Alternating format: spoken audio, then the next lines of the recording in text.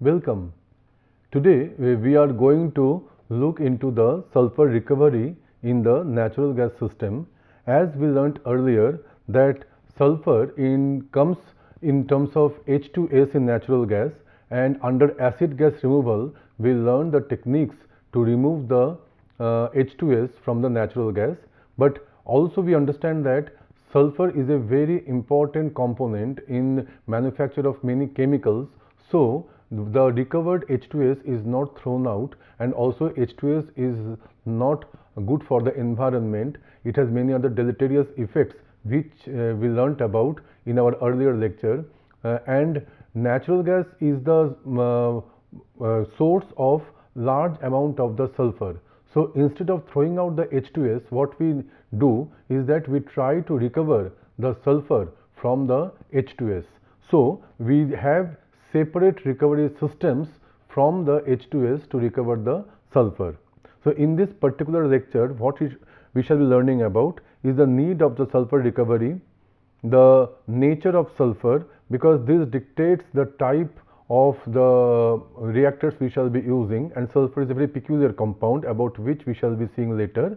Then classification of the sulfur recovery systems, Claus process, and acid gas enrichment and oxygen enrichment. So in this particular lecture we shall be looking into some of the recovery processes for sulfur.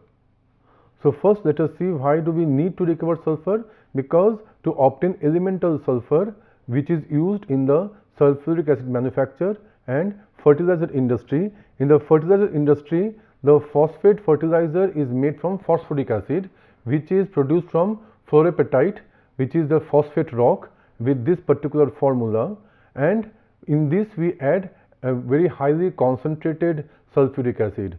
So we find that indirectly we depend on the sulfur to make the phosphate fertilizer. So we also need to get this sulfur. Next is in the rubber industry, for the vulcanization of the rubber, and vulcanization is a process of reacting sulfur with unsaturated rubber, which is generally sticky in the natural form, and with small amount of sulfur at high temperature to increase the tensile strength, elasticity, oxidation resistance, solvent resistance, swelling resistance, abrasion resistance, and aging. So we are trying to enhance the quality of the rubber, so we are trying to react with small amount of sulfur.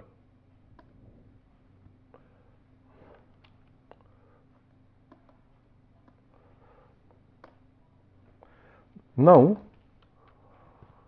what we do that after this we have some other also these needs of the sulfur. The sulfur is used to make preservative, detergents, surfactants, fungicide, pesticide, herbicide, etc. And we also use sulfur to make mercaptans, which are added to detect the leakage of the LPG, LNG, etc. So from various point of view for the synthesis of various types of chemicals, this sulfur is very important, and natural gas is a major source of sulfur. Now before we go on to find out the various methods of recovery, we have to understand the nature of the sulfur, because this sulfur is a very peculiar component and it exists in various allotropic forms, and this allotropic forms means that it has the number of sulfur atoms in an agglomeration may vary with temperature and the phase. So we find that we are representing it in terms of Sx, and this X may vary between 1 and 8. That means S1 means only 1 sulfur atom, S2 means 2 sulfur atoms, S3 means 3 sulfur atoms, and so on and so forth. So maximum it can stay in an agglomerate with 8 sulfur atoms, and which of these forms will exist will be depending on the temperature and the kind of phases, that is solid, liquid, or vapor. So that means sulfur can exist in all the 3 phases.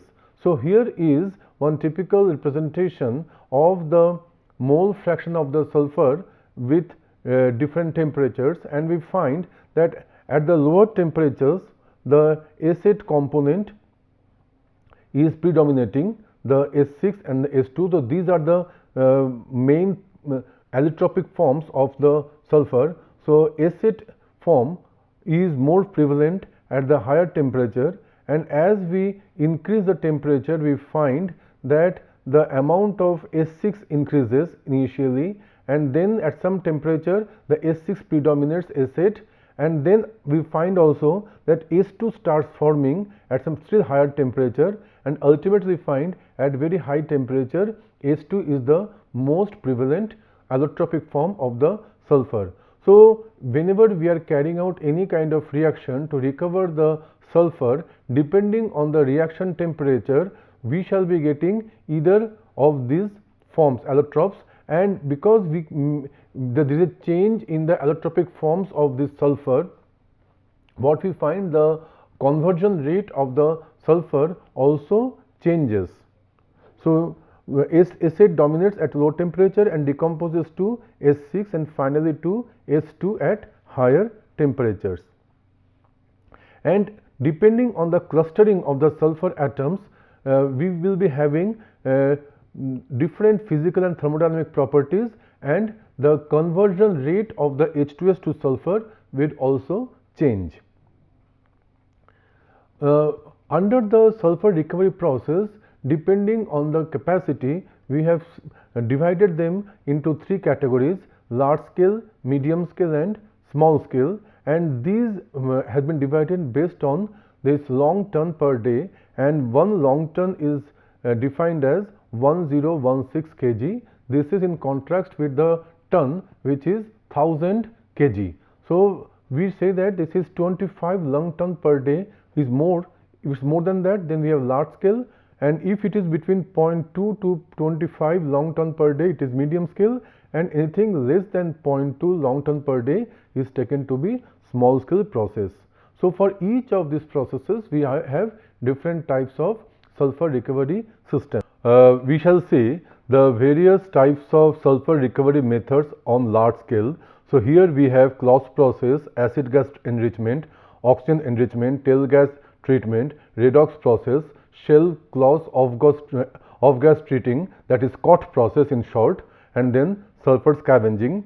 About the sulfur scavenging, we learnt something earlier under the acid gas removal too.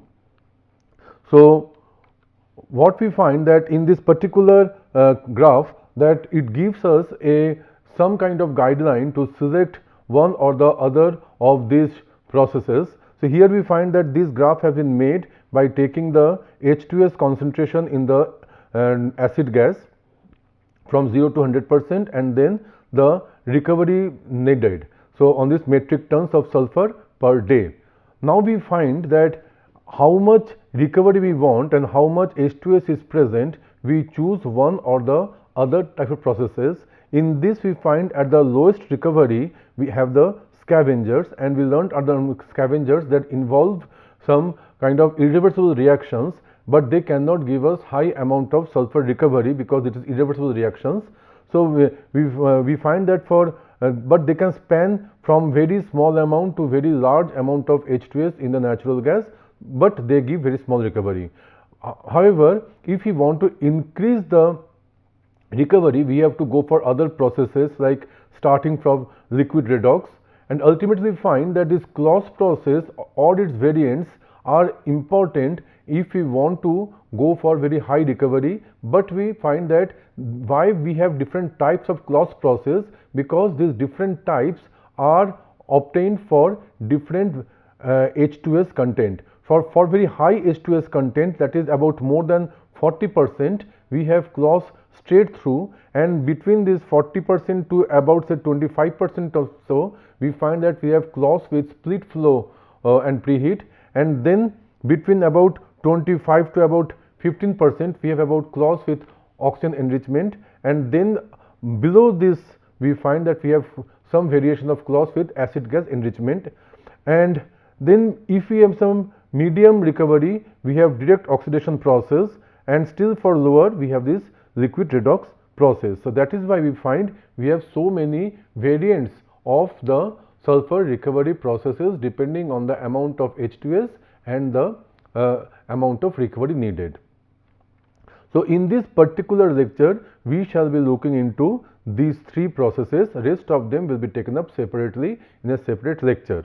So, first let us see that the applicability of these Claus processes for different H2S feed concentration, which we have seen in the graph, and here we again put them in this table, that depending on the various types of composition of the H2S in the sour gas, we have different methods for the Claus process. So, I am not going to explain these things here. We shall be looking into these in our future slides. So, first let us start with the Claus process. This is the most common sulfur recovery process, and it involves conversion of the H2S to sulfur via sulfur dioxide formation. And this goes in two-step process. In the first step, what happens that vapor phase combustion of H2S happens, and then catalytically whatever sulfur dioxide is formed by the combustion of the H2S is converted to elemental sulfur. So, let us see the chemistry involved behind this recovery process. So, in the vapor phase oxidation of the H2S, so we find this is the overall process, that is H2S goes to oxygen and it gives out H2 and the sulfur, and this is a heat of the reaction at 25 degrees centigrade, but this reaction takes place in two steps. First is the thermal combustion, in which H2S reacts with oxygen to give us H2O and SO2 with this heat of reaction here at 25 degrees centigrade, and then in the second step, the catalytically this H2S and SO2 react to give us again this sulfur and H2O. Now, in this case, the rate of reaction is this heat of reaction is this. So, we find that this first one is the one which requires oxygen, and this oxygen is generally supplied through air.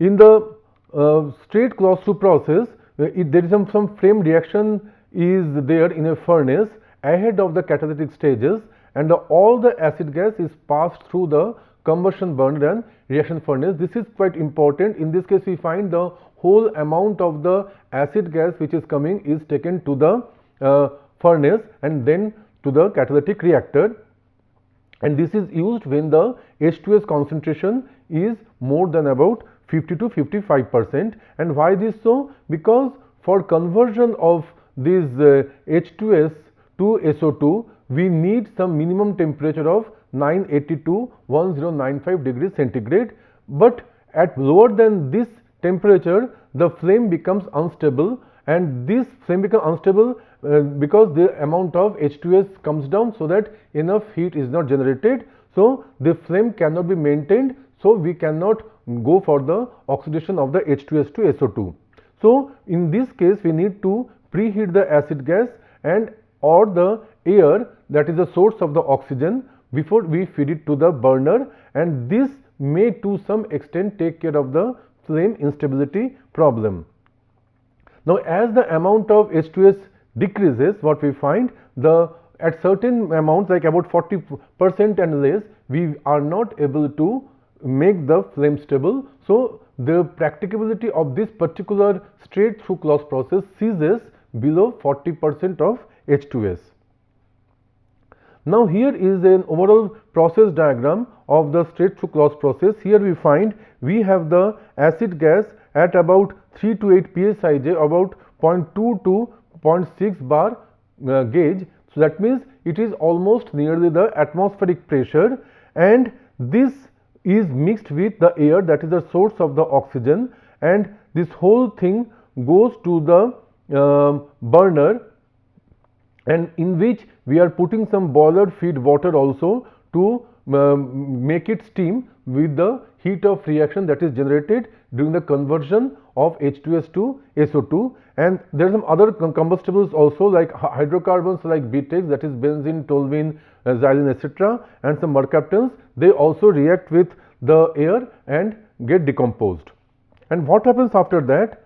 That this H2S burns exothermically, and the heat is taken for making the steam from the boiler feed water, and then the exit gas is about 500 to 650 degree Fahrenheit, that is about 260 to 343 centigrade, which is above the sulfur dew point, and that is why no sulfur condenses in the boiler. After this, what happens that they are taken to condenser, and in the condenser some of the sulfur is recovered, and then the rest of the gas is taken to this Claus reactor, which are nothing but some catalytic reactors, and we find that after each of these reactors there is some amount of sulfur is recovered, and from the condenser we are able to recover the sulfur, and ultimately in the tail gas, the recovery, we find that we have the tail gas which has less H2S than what we had in the initial feed acid gas. Now, as we said that because this cannot work below 40%, in that case we use the split Claus process, and this process is used for 25 to 40% of H2S content. Now, in this we have two constraints. One constraint is that the sufficient gas must be bypassed. That means we are not passing the whole gas into the furnace, only a part of is sent to the furnace, and rest of it is sent directly to the catalytic reactors. So, what happens that if we do not send enough H2S, so what happens that the flame temperature is greater than approximately this. So, that the gas must be bypassed so that the flame temperature is greater than this 927 centigrade, and then the maximum bypass is about 2/3, because 1/3 of H2S must be reacted to form SO2. That means we need SO2 to recover or to get sulfur. So, we need to see that what is the minimum amount that can be put to the furnace.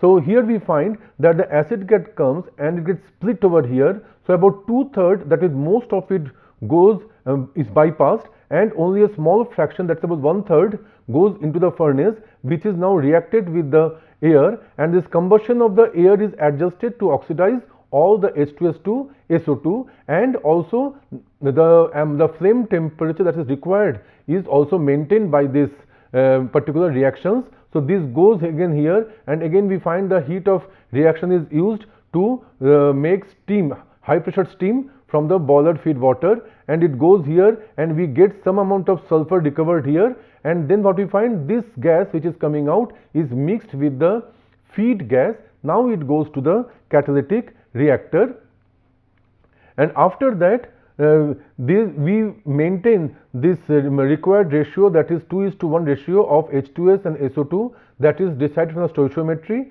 and 2 in the catalytic reactors. We are typically using 3 catalytic reactors, and after each catalytic reactor we are able to recover some amount of sulfur, and ultimately we have the tail gas coming out from the last condenser. So, that is how we are carrying out the split Claus process.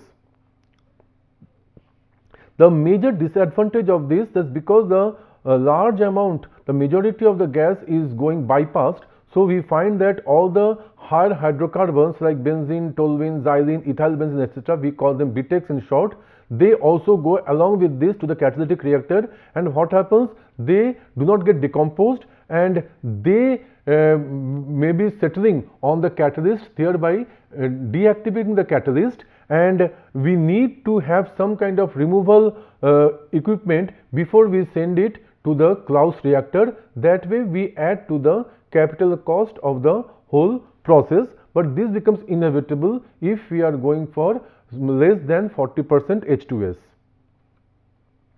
Next, we have the direct oxidation process. In this, the amount of H2S is less than 15% in the acid gas, and this is generally followed by one or more standard Claus reactors to recover the additional sulfur. Here we do not use any burner.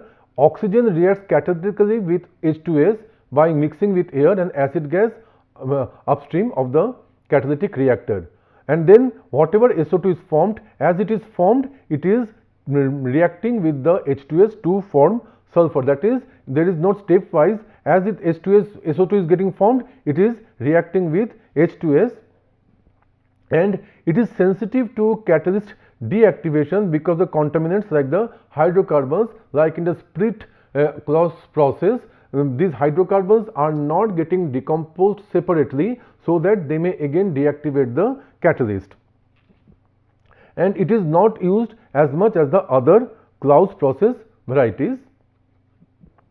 Next, we have the acid gas enrichment. In this, what we do, the acid gas, when the amount is very low, so we have to enrich the acid gas to increase its H2S content, and that is done by contacting the acid gas with a second solvent to raise the H2S concentration by a factor of 5 or more, and this is applied ahead of the sulfur recovery unit to achieve richer acid gas stream. Now, by increasing the amount of the H2S, the use of smaller equipment results, and a more reliable SRU process is to be used. And then what happens, once we increase the H2S content in the natural gas, now we can use some straight through Claus process instead of direct oxidation Claus process. Now, we also may use oxygen enrichment. In this means that we are using pure oxygen or enriched oxygen, that is not the ordinary air which contains about 21% oxygen. We can also use enriched air, that means it can increase to 50% or 80% of oxygen, or pure oxygen, and this gives higher and stable flame temperature with lower H2S concentration. That means even if the amount of H2S is less, because we are using quite pure oxygen, that means with less dilution from nitrogen, because that is the another major component of air. So, what we find, because of less dilution by nitrogen, we are able to get higher and stable flame temperature with lower concentration of H2S, and this reduces the equipment size. But on the other hand, getting purer oxygen involves more cost. Now, this air is used to supply the oxygen for combustion of H2S to SO2, and then introduces a large quantity of nitrogen. That means that is why we need to enrich with oxygen, and nitrogen lowers the adiabatic flame temperature in the furnace and increase the heat loads. So, that is why we use the purer oxygen, so that we can avoid the dilution effect by nitrogen, and these are the references which gives more detail on these sulfur recovery processes. Thank you.